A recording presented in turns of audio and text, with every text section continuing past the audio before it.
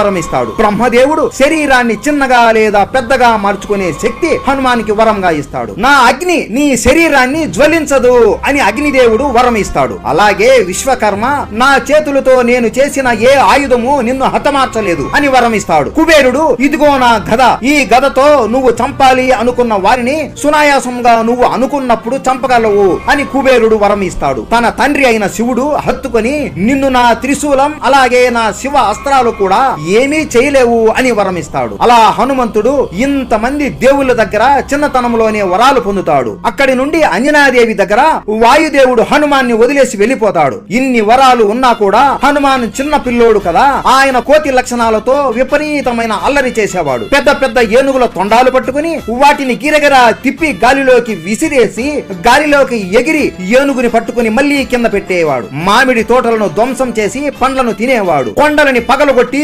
బంతులులాగా ఆడుకునేవాడు. తపస్సు చేసుకుంటున్న మునుల వస్త్రాలను చింపడం, కమండలాలను పగలగొట్టడం, చిన్న చిన్న రాళ్లు వాళ్ళ మీద విసరడం, ఇలాంటి ఎన్నో అల్లరి పనులన్నీ చేసేవాడు. ఇలా రోజు రోజుకి హనుమాన్ అల్లరి పనులు చేస్తూనే ఉండటంతో విసిగిపోయిన మాతంగముని హనుమానుని కోపంగా చూసి చేతిలో నీళ్లు తీసుకుని ఇక నుండి నీకున్న శక్తులన్నీ నువ్వు మర్చిపోతావు. ఎవరైనా నీకున్న శక్తులు గుర్తు చేస్తే తప్ప నీకు నీ శక్తులు గుర్తుకు రాక ఒక సాధారణమైన వానరుడిలా బ్రతుకుతావు అని చెప్పిస్తాడు. అప్పుడు ఆంజనేయుడి అమ్మ అంజనాదేవి హనుమాన్ని సూర్యదేవుడి దగ్గర విద్యను నేర్చుకోవడానికి పంపుతుంది. అలా అప్పటి నుండి హనుమాన్ సూర్యదేవుడి దగ్గర చాలా సంవత్సరాలు విద్యను నేర్చుకుంటాడు. కానీ ఒక్క విద్య మాత్రం నేర్చుకోలేకపోతాడు. అప్పుడు సూర్యదేవుడు హనుమంతుడి దగ్గరికి వచ్చి, హనుమాన్, ఈ విద్య కేవలం పెళ్లి అయిన వాళ్ళు మాత్రమే నేర్చుకోగలరు. అందుకే నువ్వు నా కూతురు అయిన సువర్చలని వివాహం చేసుకోమని అడుగుతాడు. అప్పుడు హనుమాన్ ఇలా అంటాడు, గురువా, నేను బ్రహ్మచారిలా ఈ జీవితం గడపాలి అనుకుంటున్నాను.